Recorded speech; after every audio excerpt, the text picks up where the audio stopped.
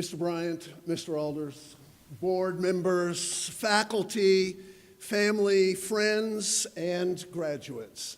It is a great delight for me to not only be a part of this auspicious occasion, but also for me to be able to be a part, even for just a few days, of this really remarkable community in which you live and breathe and have your being.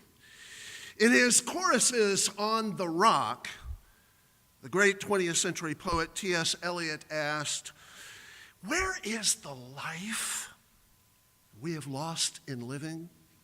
Where is the wisdom we have lost in knowledge?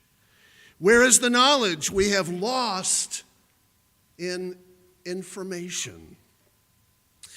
The poem was Eliot's more mature reflection on themes that he had taken up in his earlier renowned works, The Wasteland, The Hollow Men, and Ash Wednesday. With their obscure literary allusions and complex classical tropes, the earlier poems were critiques of the modernist moral revolution which threatened, he believed, the whole basis of Western civilization and the rule of law, the hope of freedom, prosperity, and progress. Eliot despaired for future generations as they would have to grapple with the smothering conformity demanded by a shallow, sensate, salacious, post-literate, post-Christian culture. Now, a host of Eliot's English friends and colleagues shared his alarm. G.K. Chesterton, Ezra Pound, C.S. Lewis, J.R.R. Tolkien, Arthur Quiller Couch, Dorothy Sayers, and even Winston Churchill. These contemporaries were practically unanimous in calling for the renovation of the standards of education as perhaps the greatest hope for the revitalization of society itself.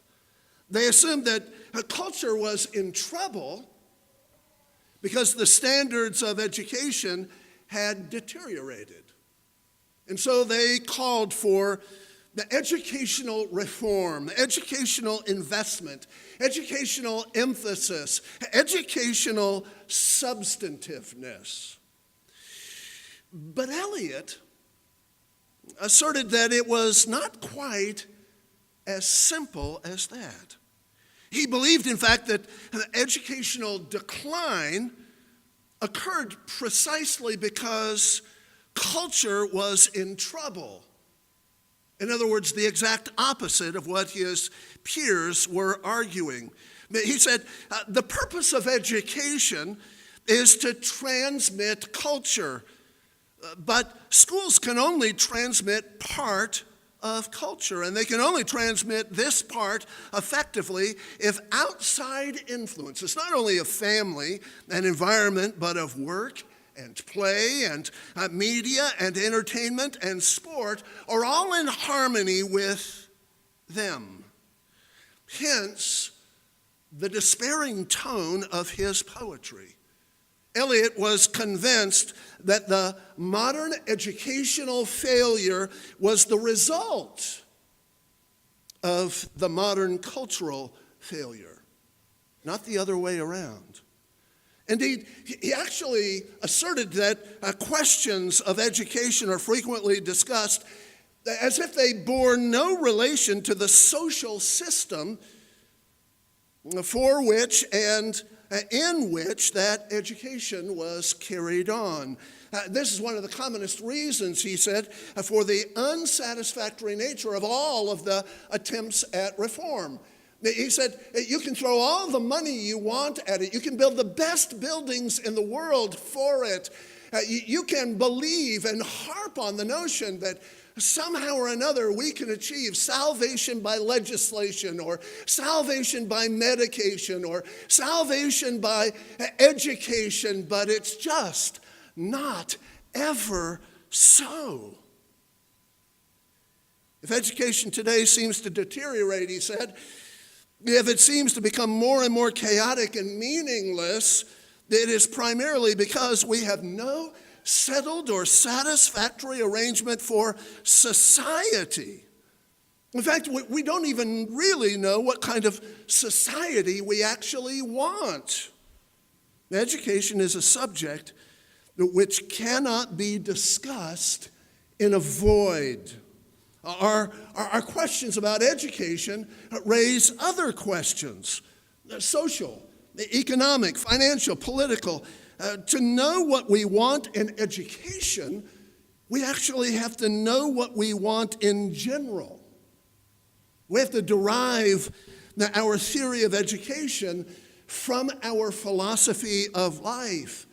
As Eliot said, the problem turns out to be a worldview problem, a theological problem, a problem of faith. In other words, when it comes right down to it, education is not simply a transfer of information or skills. It is at heart a matter of discipleship. It's discipleship of one kind or another. It is at heart a worldview project. It is a community project. It is the overflow of a philosophy of life. It is a manifestation of faith. Culture is simply worldview made evident. It's basic beliefs worked out into habits of life. It's theology translated into sociology. Culture is a very practical expression of the common faith of a community or a people or a nation. Culture is, as Henry Van Til said, religion externalized. So look at a culture, watch its television programs, follow its best-selling songs or most frequented films, and that will tell you what the faith of that community, that people, that nation actually is. So if T.S. Eliot is right that the purpose of education is to transmit culture, then the purpose of education really is to transmit faith. And if he's right that a dysfunctional society can only transmit a dysfunctional education, it becomes vital for us to raise up a counter to the prevailing culture.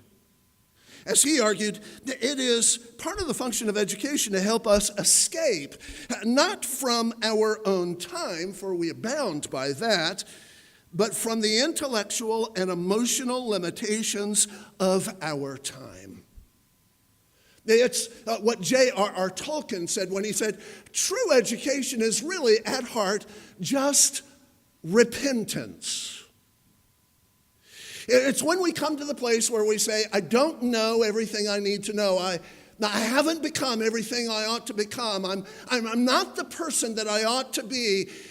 And yet I put myself under the yoke of this discipline in order to somehow get there. That's precisely what classical Christian education has endeavored to facilitate. It's not just a curriculum. It's not just academically accelerated academics. It's instead a whole way of living. Now, Regents, as you probably know, is not Narnia, nor is it Rivendell. But it's not Hogwarts, no matter what some may think. It's not even Mitford or Mayberry. There's no magic in the air here. There's no mystic spell about the place. But despite that disclaimer, there really is something rather unusual about Regents. Perhaps Some would actually wish that there was a lamppost or a wardrobe or a hobbit hole that could be pointed to as an explanation. But there isn't. The strange doings around here and the strange doings that have shaped the hearts and lives of these students are all attributable to something even more exotic and rare than Gandalf's staff or Frodo's ring or Harry's parcel tongue. G.K. Chesterton once quipped, "The great intellectual tradition that comes down to us from the past was never interrupted or lost through such trifles as the sack of Rome, the triumph of Attila, or all the barbarian invasions of the Dark Ages. It was lost after the introduction of printing, the discovery of America, the coming of the marvels of technology, the establishment of universal education, and all the enlightenment of the modern world. It was there, if anywhere, that there was lost or impatiently snapped the long, thin, delicate thread that has descended from distant antiquity, the thread of that highly unusual human hobby, the habit of thinking." Graduates, you have learned to darn the frayed ends of that venerable old thread back together again. You've learned how to think. You've received an amazing inheritance of art and music and literature and ideas. You've received a tradition of excellence. You've been taught what it means to have both passion and purity. You've learned of the essence of chivalry and valor and godly servant leadership. You've seen the gospel made incarnate before your very eyes, in the most surprising of lessons, in the most unexpected of classes. But the greatest thing that you've received is that you've been the beneficiaries of an extraordinary web of relationships. You've begun to understand that education is, as Eliot points out, part and parcel of a culture. And oh, what a culture you have been able to be a part of. You begin to understand that education is more about a way of life than it is about a way of doing. It's more a vision of what God has called you to than it is a mechanical set of prescriptives. It's about the rich covenant into which you have been grafted by God's good providence.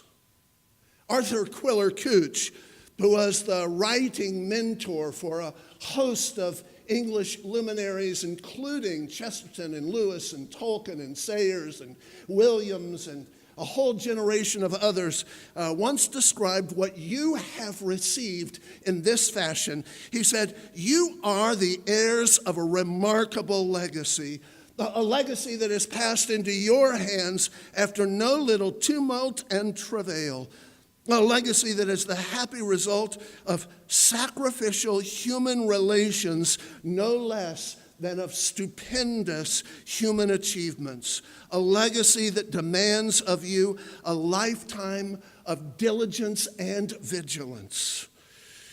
And he said, this is the essence of the biblical view, the covenantal view, the classical view of education. This is the great legacy of truth of which you are now the chief beneficiaries. And therein lies your ruination. I love it when students are so ruined by the good and the true and the beautiful that they have very little tolerance for the foolish and the simple and the false. That is what Regents has laid as a bequest in the hearts and the lives of these remarkable young men and this remarkable young woman. At Regents, you've been given the tools for a lifetime of learning, and this in the context of a caring, committed, connected community, in the context of a culture that gives shape and meaning and purpose, and not only to what you think, but how you think. Now comes your opportunity to make these things incarnate in your lives, in your callings, in your future, in your world. T.S. Eliot continued his Choruses from the Rock with a powerful plaint. In the vacant places, we will build with new bricks. Where the bricks are fallen, we will build with new stone. Where the beams are rotten, we will build with new timbers. Where the word is unspoken, we will build with new speech. There is work together, a church for all, and a job for each. Every man to his work, every man to his work. It is my prayer that you've been so ruined by the principle of principle, by the counterculture of God's grace, by the covenantal worldview of biblical hope, by the gospel of Jesus Christ, that you won't be able to help it.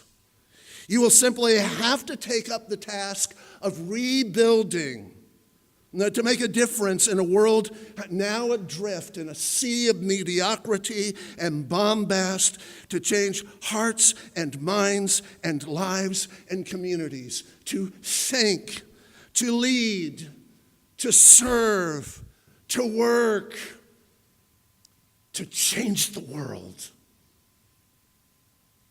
From this place, go forth, change the world. God bless you.